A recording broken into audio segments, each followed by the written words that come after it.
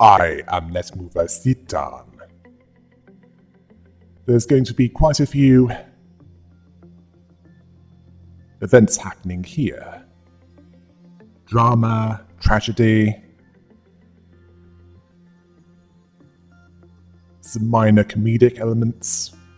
Well, let's go over them, shall we?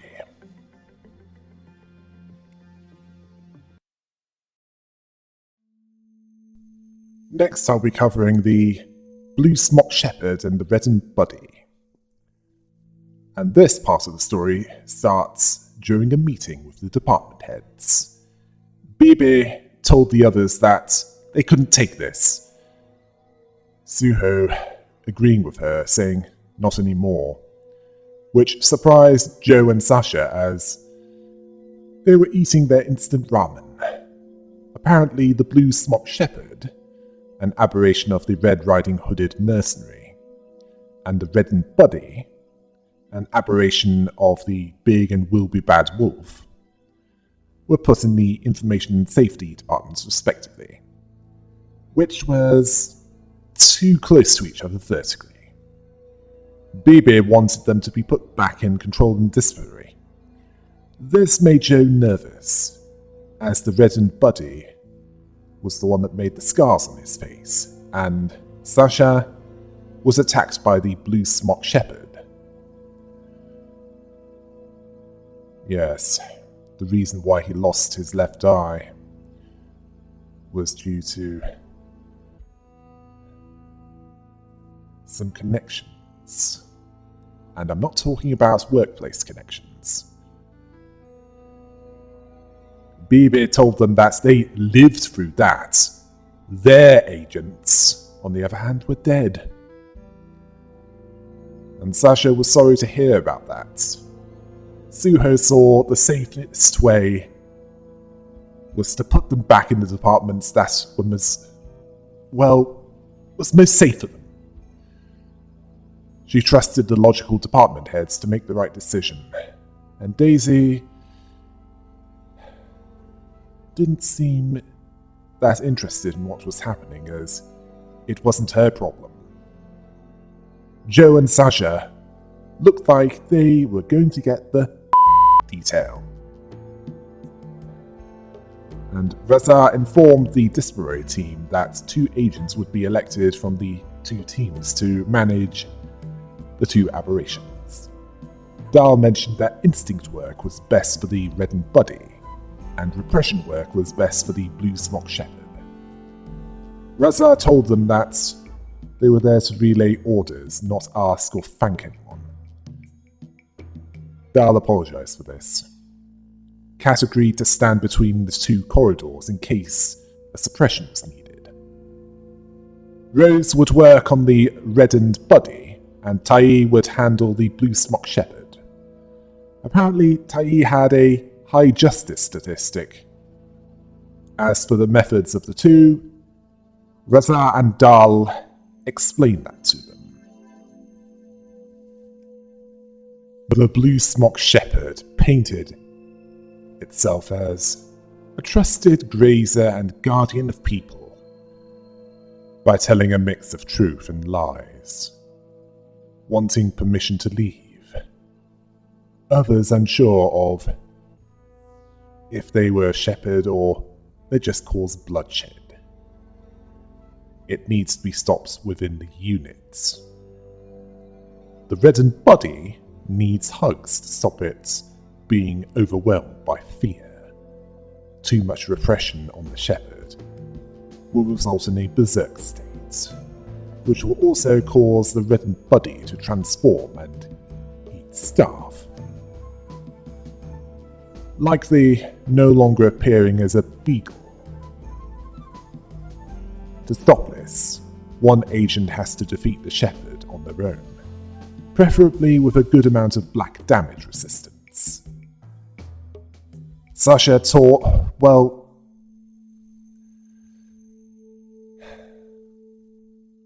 he saw Tai and Rose as the most capable in disciplinary. They had what it took to prevail. Tai was proud of this. Well, she did recently survive worse. Rose was worried. Kat just didn't care. The shepherd then spoke of the servant of wrath. When Tai entered the containment unit, one that acted cool but loses it when she remembers her betrayal. Tai wasn't triggered by this. The shepherd telling her to pay attention to her. To that magical girl. Tai wasn't fooled, as the servant of wrath was in a period of silence reading books at that time. The blue-smocked shepherd felt, well, it didn't feel that it could be silent forever. Then he foresaw a wolf showing up and tearing that basement up, asking if that was a lie as well. Tai set one rule. She'll ignore every word that this aberration said, to uphold the justice in that unit. As for the reddened body, it felt pain. Apparently this was linked to what was happening in the Blue Smock Shepherd's containment unit. Rose hugged it, and it said that its master wanted a wolf. Rose wouldn't let that happen. Meanwhile, the shepherd said that the reddened body had no life, which waited, missing the love, the cuddles, the happiness, becoming a wolf when realizing the situation it was in. Then they'll give it the care and attention, hinting that it's not the kind that we'd recognize as such. And this resulted in many cuts appearing on the reddened body, as Rose kept hugging it. Tai saw the shepherd as the most crooked abnormality she's seen. It bowed to her mockingly, as if to say, "Thank you." Then the reddened body kept saying that it was waiting for its master. Rose walked out of the containment unit and Kat was waiting for her. Rose couldn't see anything that she could do to help it. She could only do so much listening to its whispers and whimpering.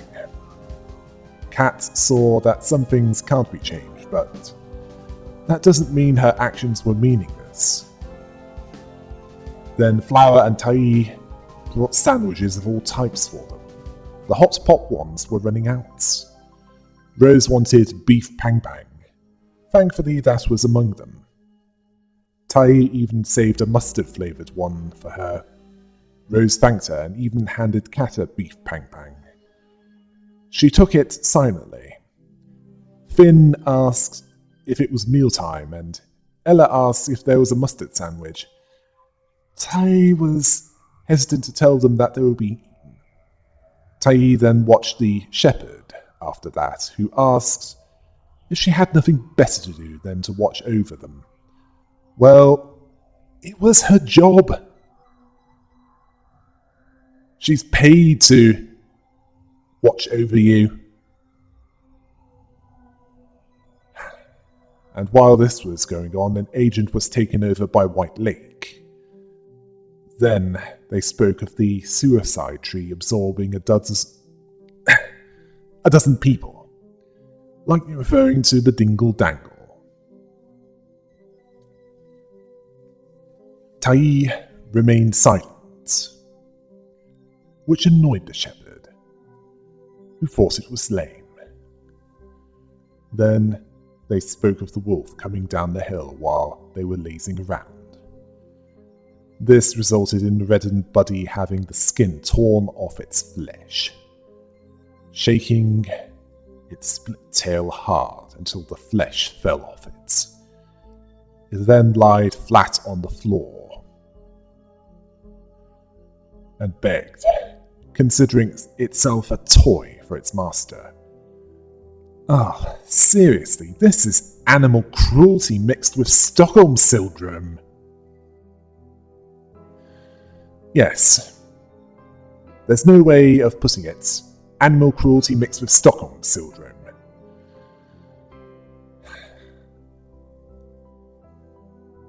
If you're not disgusted by this, I have this to say about you. What's wrong with you? Then, the reddened body became a red, scarred, monstrous wolf, which knocked Rose back, who alerted Cat that it had breached containment. Cat readied her weapon. The shepherd knew the wolf was about, while Cat plunged her golden ladle into the reddened body. It told her that she can't stop the wolf, with a touch gentler than its master. It's vile, vicious, belonging to its master. It's what its master decided for it.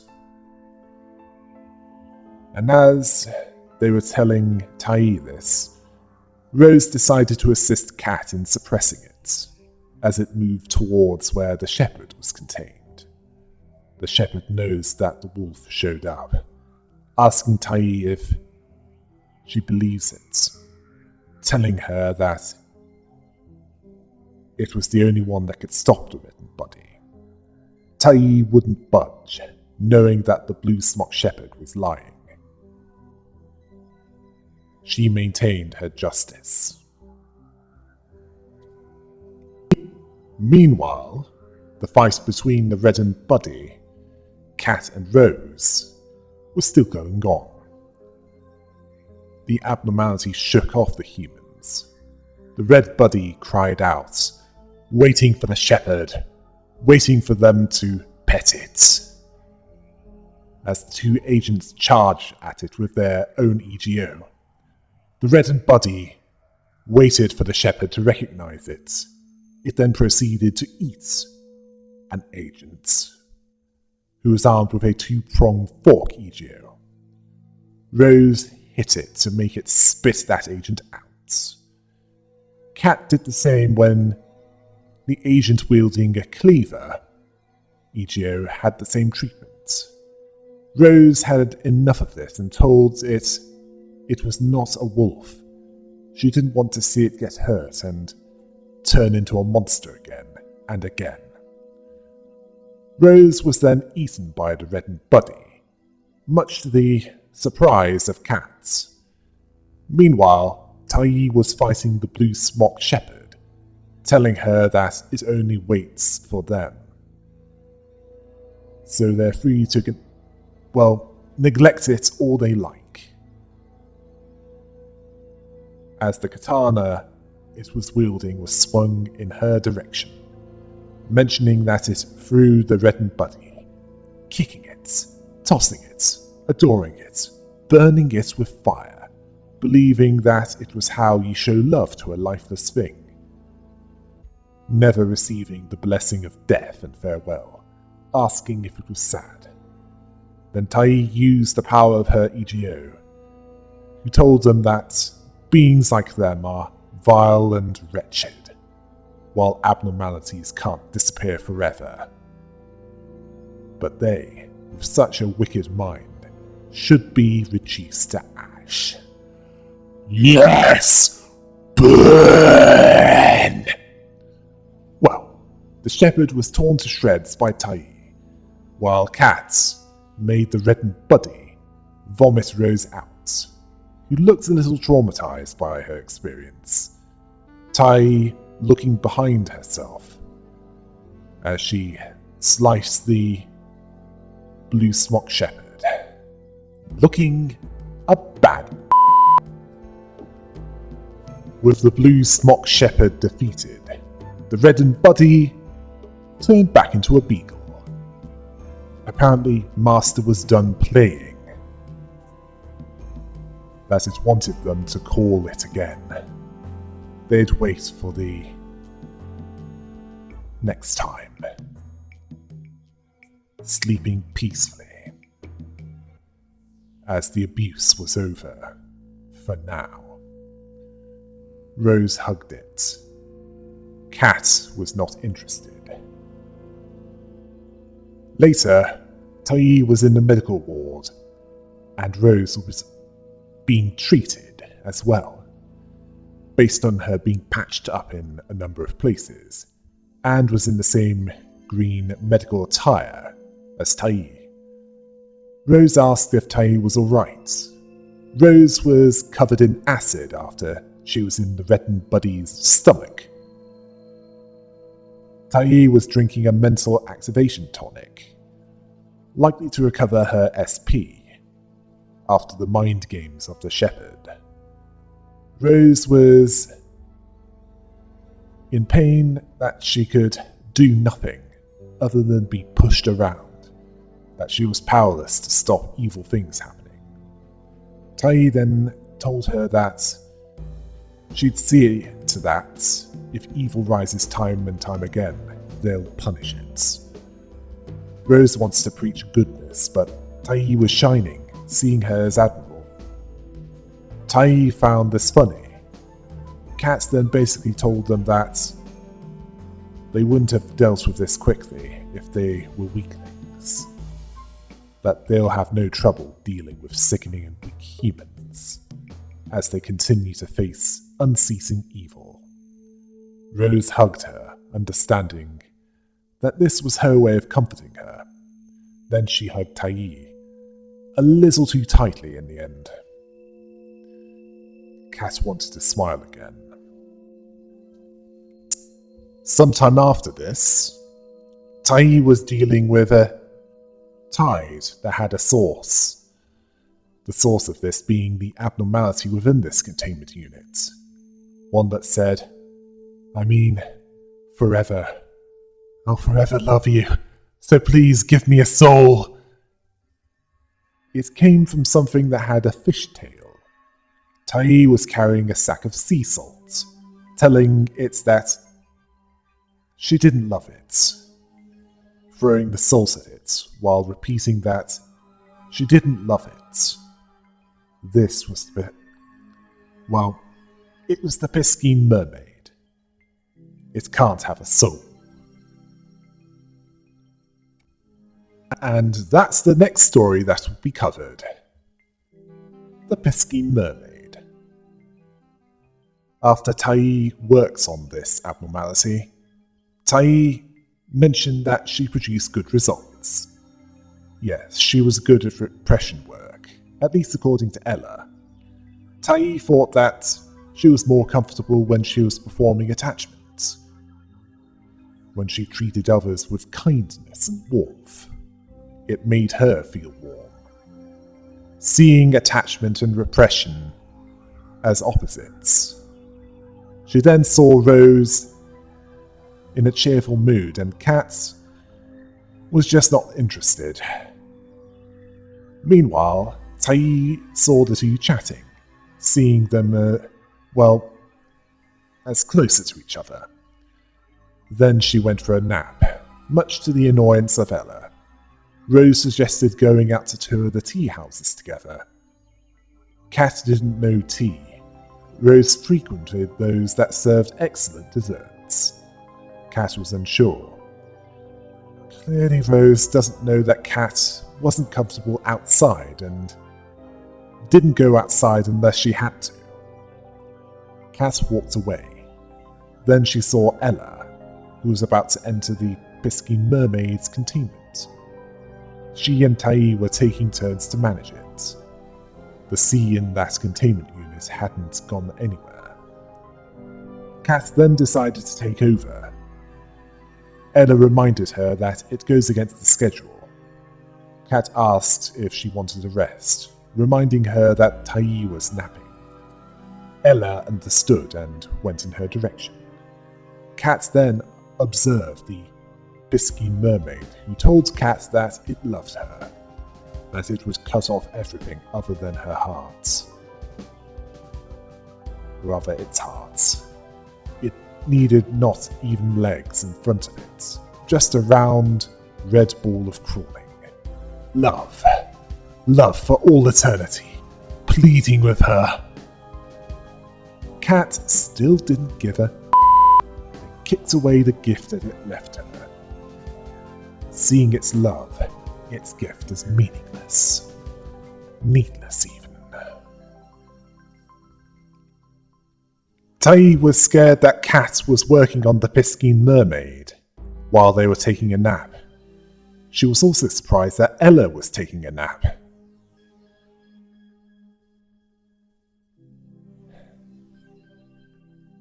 She didn't understand that, as Ella didn't have a monopoly on taking naps.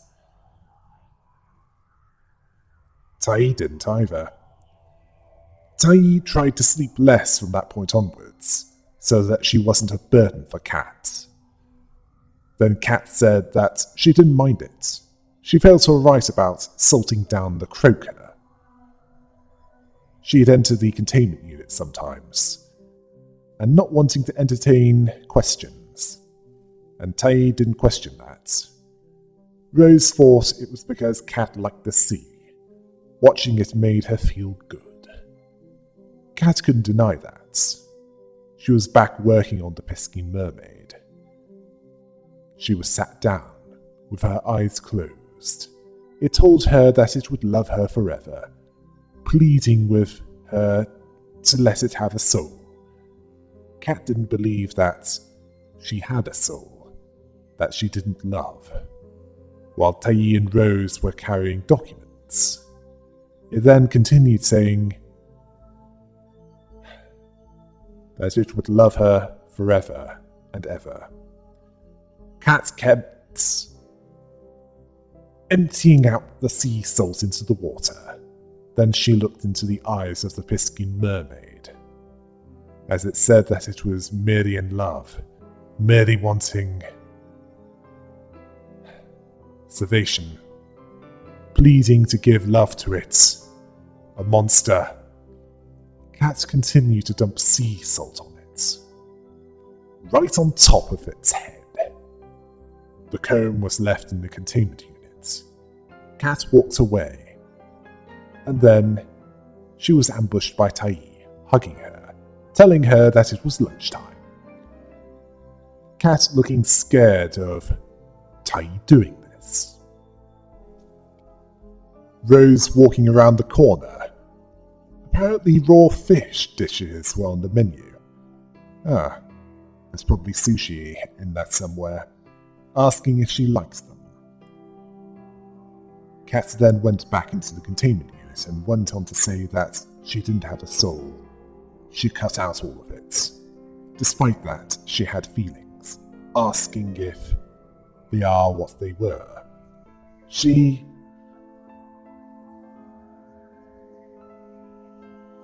then told the Piscine Mermaid to swallow it, putting the comb Ijo gift in her hair. Then it was almost within kissing range. Then she was wide-eyed. Clearly there was something about this that she didn't like. As she removed the Ijo gift, it shouted that she promised love. She promised to give it her soul. It saw itself as a lump with no arms or legs. It gotten used to bowing and scraping to her. So it cut off its own limbs, laughing, and sang in the pool of blood. It then transformed into a deranged-looking form and had a yandere look in its eyes as it breached containment. In case it wasn't obvious, this is a twisted take on The Little Mermaid, another of Hans Christian Andersen's works, where a mermaid had to choose between living on the surface, never returning to the depths of the ocean, or not being with her prince, who couldn't breathe in the depths. Rose had a similar deranged look in her eyes as she stabbed it with her golden ladle, which swept some clerks away as She struggled to stay on the abnormality's case. Yes, water followed the Piscine Mermaid as it swam. Cat dug out the flesh out of it. Then Captain Dahl of the safety team arrived. She would secure the medical ward as they faced the Piscine Mermaid. Dahl noted Cat fighting it, telling her to get support from the team downstairs. She then summoned a black damaging paper lantern, telling it to travel from water to water. Vengeful spirits! This pushed it back. The Piscine Mermaid then said that it yearned to reach her, even at the cost of making itself a monster. A funny yet saddening monster, telling Cat to look into its eyes if she understood it, wanting her to understand it. They could be happy, deeply into their souls. Then Cat tore out its heart, as Ella, Tai, Rose and Finn were watching concerned at this. Cat, who still looked crazed, well, more than usual, was surrounded by the mess that the Piscine Mermaid left when it was taken down. Rose noting the heart of it in her hand. She was then distracted, saying, "Cut it all out. All of it again. Yet again." Rose was concerned about her. Tai asked, what did she... Then Cat told them to never get close to her again. This was worrying for her team.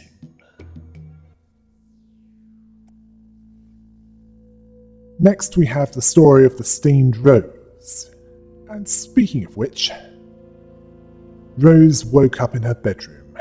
She was still shaken by how Cat has been acting recently. Yet she needed to get out of bed as she looked at a grey flower on her bedside table. She got dressed and walked to work carrying a blue book. Then in the meeting room, Bibi, Sasha, Suho, Joe and Daisy were observing a black letter, which wasn't a good thing to them. Daisy was nervous, not wanting to take it out, asking, why not keep the shipment that was extracted and sent there closed? Not knowing what's more monstrous, the abnormality or the box. Suho spoke of a single problem with that, as a signal would be sent to HQ from that box and the extraction crate if they didn't open it.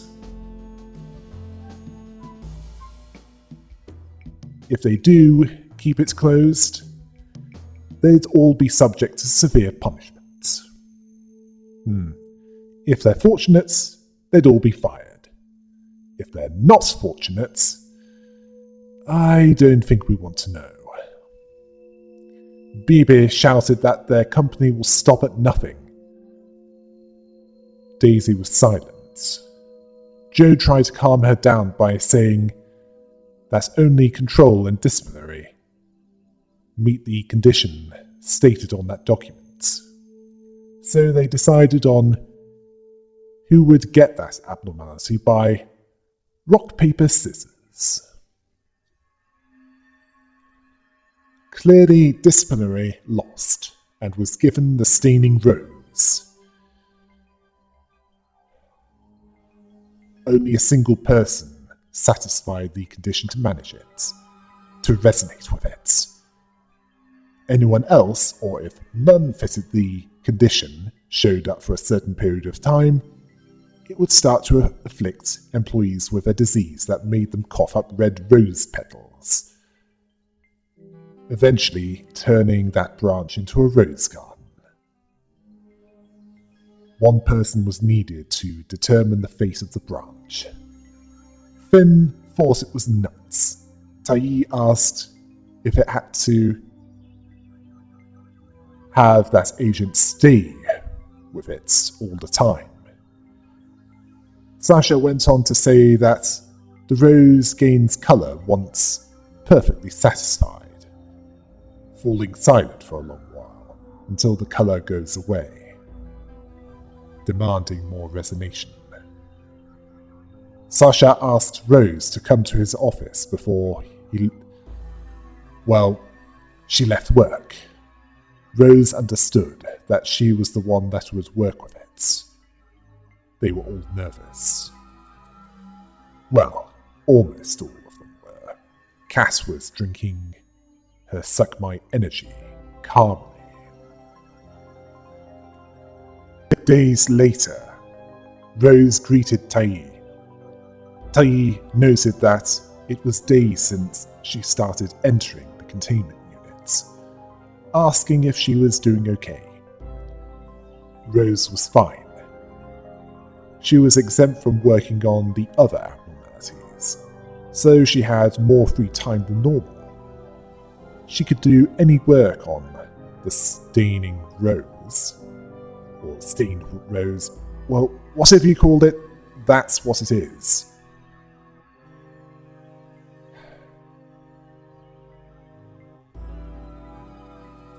It was apparently an easy job.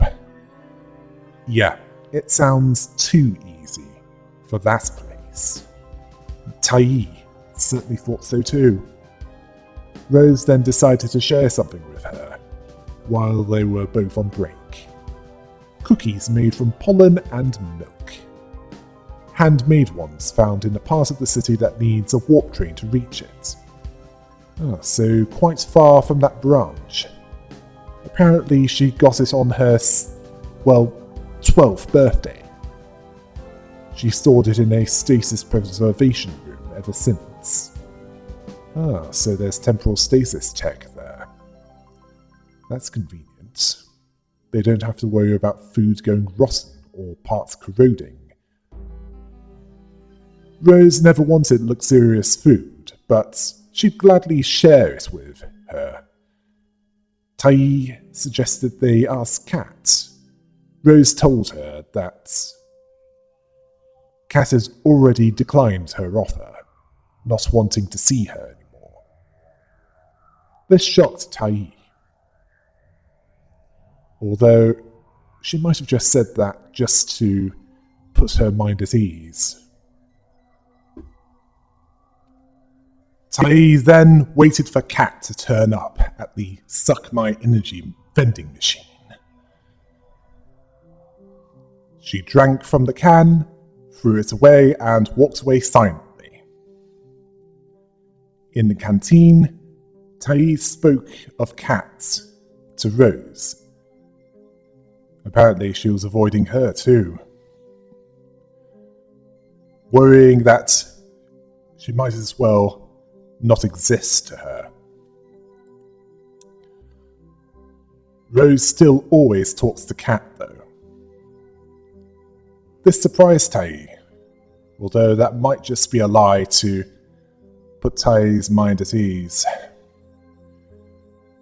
Some people prefer to live in happy and blissful ignorance.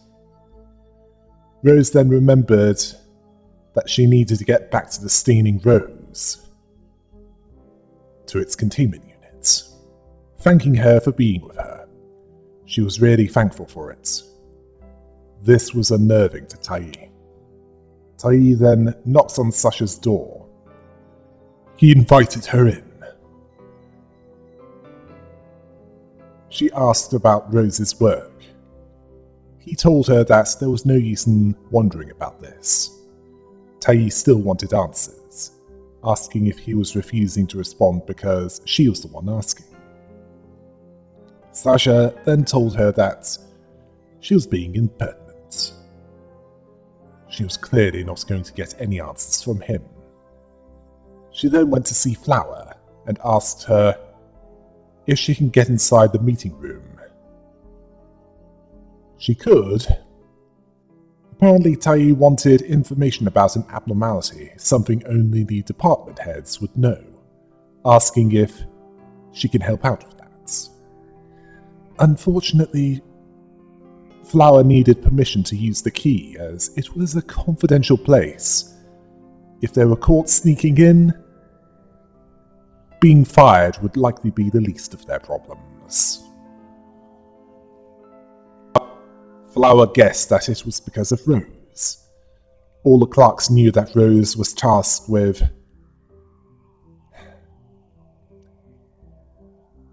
this odd assignment. She was worried about Rose. She then hugged Tai, willing to save Rose, going with her. Tai was touched by this. Meanwhile, Rose was tearing pages from what she brought with her, that blue book. Out of the pages, she made origami roses, eating one of them and surrounding herself with the rest. The staining rose not having any colour on it. Yet. Tai and Flower were sneaking around. According to Flower, Suho only showed up when there was a meeting. Bibi always hanged around medical in the department corridors. Daisy used that time to drink tea with Sasha and Joe. Then she used the key card and they entered the meeting room. They searched the filing cabinets, where the department heads store documents, along with managerial procedures that their branch had newly discovered there. There was nothing about the staining rose. Then Tai saw something. A warp landing zone. Nearby are delivery boxes of abnormalities stored and thrown away. Some of the boxes were broken. Tai noted some were extraction crates. She then found a clean document that looks like it was dumped. It was about the staining rose. She did not like what she found. Tai couldn't believe it. What kind of management was that? They'd never accept such a thing. Flower wanted to know what she was talking about. Tai told them that they had to go. They couldn't waste any more time. Then she tripped on some wooden debris and found an abnormality that looked like a stillborn fetus. It was unidentified. And the advice was to discard without opening if transported by error. Tai was disturbed by this sight. Then she remembered that they had to leave, only to be met by Sasha as they were about to leave. Tai believing that she was well and truly boned. But he let them go, after saying that the time had come, that he was a spineless coward, and that it wasn't right for him to go see her. Tai then rushed to where Finn, Kat, and Ella was. She slapped Kat, which made the others confused. Tai, with a determined look on her face, dragged Kat, who was looking scared at what this implied. Then we have a flashback to what Rose and Sasha were discussing before she worked on the abnormality proper. The work on the staining rose. Both Rose and Kat were team captain material, so they were the only ones that could work on it. Kat can't take the job. Sasha saw her as a demon with no regard for others. Rose understood. She always wanted to be a hero, despite not considering it a sacrifice.